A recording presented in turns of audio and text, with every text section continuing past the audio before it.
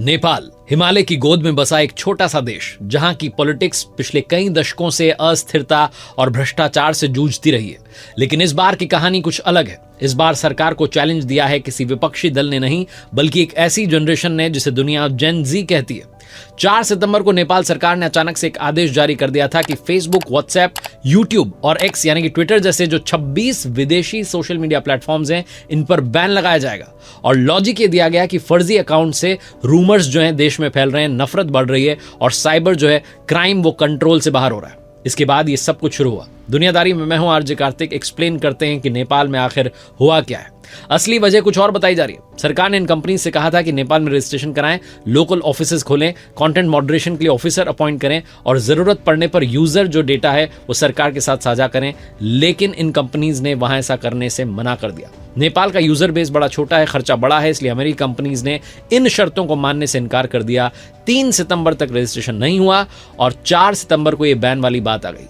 Companies ने जो 3 सितंबर तक रजिस्ट्रेशन का आदेश दिया गया था उसको फॉलो नहीं किया, उसकी परवाह नहीं की और अगले ही दिन नेपाल में फेसबुक, इंस्टाग्राम, यूट्यूब और एक्स की जो स्क्रीन्स हैं वो ब्लैक हो गई। जेन जी का गुस्सा असली क्यों भड़का, आइए आपको बताते हैं।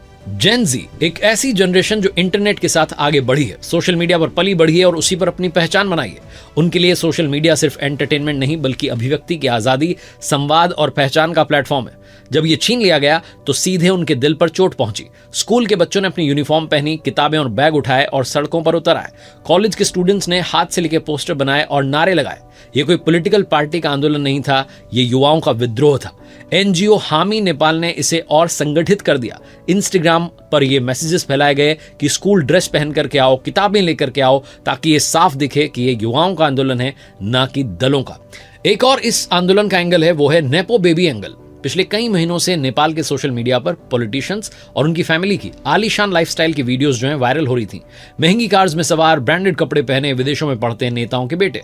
इन्हें यूजर्स ने नाम दिया नेपो किड्स या नेपो बेबीज। प्रधानमंत्री, पूर्व प्रधानमंत्री के जो परिवार थे वो खास निशाने पर थे। एक तरफ तो इस देश की प्रति व्यक्ति आय केवल $1300 है, बेरोजगारी चरम पर है और दूसरी ओर जो सत्ता में बैठे परिवार हैं वो ऐशो आराम में डूबे हैं। यही असमानता युवाओं के गुस्से को इतने चरम तक पहुंचा गई। सरकार ने सोचा था कि सोशल मीडिया बैन से आग बुझ जाएगी, लेकिन यह डिसीजन उल्टा पड़ा। युवाओं को लगा कि उनकी आवाज और सच्चाई को दबाने की कोशिश हो रही है। अब सवाल उठता है कि टिकटॉक वहां बैन क्यों नहीं हुआ? जब अमेरिकन कंपनीज बैन हुई तब टिकटॉक बच गया। इसका रीजन यह है कि टिकटॉक ने एनटीए, जो नेपाल दूरसंचार प्राधिकरण है, वहां रजिस्ट्रेशन करा लिया था। क्रिटिक्स का कहना है कि नेपाल सरकार ने जानबूझकर टिकटॉक को छूट दी, क्योंकि वो चाइना के दबाव और इन्वेस्टमेंट पर डिपेंडेंट है। युवाओं ने इसे चाइना की पैरवी माना और उनका गुस्सा और भड़क गया। क्रांति का विस्फोट हुआ 8 सितंबर को। काठमांडू की सड़कों पर बगावत का ज्वालामुखी फूट पड़ा।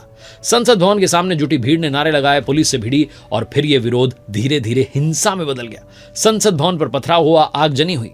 प्रधानमंत्री आवास को भीड़ ने घेर लिया। पूर्व प्रधानमंत्री के घर को जला दिया। उनकी पत्नी की आग में जलकर मौत हो गई। संचार मंत्री और पूर्व प्रधानमंत्रियों के जो घर हैं, प्राइवेट हाउसेज हैं, उन पर हमला हुआ। राष्ट्रपति के आवास पर भी भीड़ ने कब्जा किया। सबसे बड़ा दृश्य तब दिखा जब वहां के प्रधानमंत्री केपी ओली रिजाइन देकर हेलीकॉप्टर से भागते हुए कैमरों में कैद हो गए। अब सवाल ये उठता है कि ऐसा ही हमारे पड़ोसी देशों में क्यों हो रहा है? ऐसा हूबहू बांग्लादेश में 2024 में हुआ जब वहां जुलाई क्रांति आई, और श्रीलंका में हुआ 2022 के अरागलिया आंदोलन में। नेपाल की बात करें तो वहां की पॉलिटिक्स जो है वो दशकों से अस्थिर रही है। 1990 के दशक से राजशाही, फिर संवैधानिक राजशाही, फिर लोकतंत्र, लेकिन वहां का करप्शन कभी खत्म नहीं हुआ।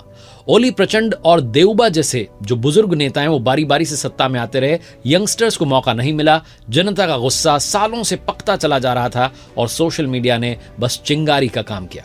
अब सवाल उठता है कि आगे क्या होगा? नेपाल की जो संसद है वहां किसी भी पार्टी के पास साफ बहुमत नहीं है। ऐसे में 3 पॉसिबिलिटीज हैं। पहली, इंटरिम गवर्नमेंट बने। दूसरी, नया इलेक्शन हो। या फिर तीसरी, सेना जो है, फौज जो है वो सत्ता संभाले। अब इस जमाने की बात करें तो 2 युवाओं के नाम जो हैं तेजी से उभर कर आ रहे हैं। पहले हैं रवि लामिछाने, 50 साल के, जो टीवी एंकर से नेता बने, जो सोशल मीडिया पर बड़े पॉपुलर हैं। दूसरे हैं बालेन शाह, 35 साल के, काठमांडू के मेयर हैं और रैपर से पॉलिटिशियन बने, जो इस आंदोलन का खुल करके समर्थन कर रहे हैं। अगर मैं बात करूं तो ये पैटर्न जो है ये नया नहीं है, साउथ एशिया में यही पैटर्न देखने को मिला है। नेपाल का जो आंदोलन है वो कोई इकलौती घटना नहीं है, ये साउथ एशिया में उभरती नई लहर का हिस्सा है। 2022 में श्रीलंका में आर्थिक संकट और करप्शन ने राजपक्षे परिवार की सत्ता गिरा दी थी। 2024 में बांग्लादेश में जुलाई क्रांति ने शेख हसीना को सत्ता से बाहर कर दिया था और 2025 में अब नेपाल में सोशल मीडिया बैन ने सरकार वहां पर पलट दी है, तख्ता पलट दिया है। तीनों जगह पर कॉमन बातें निकल के आती हैं, बेरोजगारी, महंगाई, करप्शन और बुजुर्ग नेताओं के हाथ में सत्ता। और हर जगह युवाओं में वो जो आक्रोश है वो दिखाई दिया है, हर जगह युवाओं ने मोर्चा संभाला है। अब एक्सपर्ट्स की बात करें तो एक्सपर्ट्स कहते हैं कि नेपाल में जो कुछ हुआ उसके पीछे अमेरिकन लॉबी का हाथ हो सकता है, क्योंकि ओली हाल ही में चाइना की यात्रा से लौटे थे और बैन का ऑर्डर उसी के बाद आया। अमेरिकी कंपनीज को बैन करना, लेकिन चाइनीज ऐप टिकटॉक को बचाना ये अमेरिका के खिलाफ जो है कदम माना गया। हालांकि कुछ एक्सपर्ट्स ये भी कहते हैं कि विदेशी ताकतें तभी दखल दे पाती हैं, तभी इंटरफेयर कर पाती हैं जब अंदरूनी जो असंतोष है वो चरम पर पहुंच जाए। असली कारण करप्शन और जनता का गुस्सा ही है। ये नेपाल का जेनजी आंदोलन है, एक ऐसी क्रांति है, एक ऐसा आंदोलन है, हालांकि एक हिंसक आंदोलन हमेशा ये कहा जाएगा, जिसमें ये बता दिया गया नई पीढ़ी के द्वारा कि हम सिर्फ टिकटॉक, इंस्टा तक नहीं है, अगर हमारी आवाज दबाई गई तो हम पीछे नहीं हटेंगे।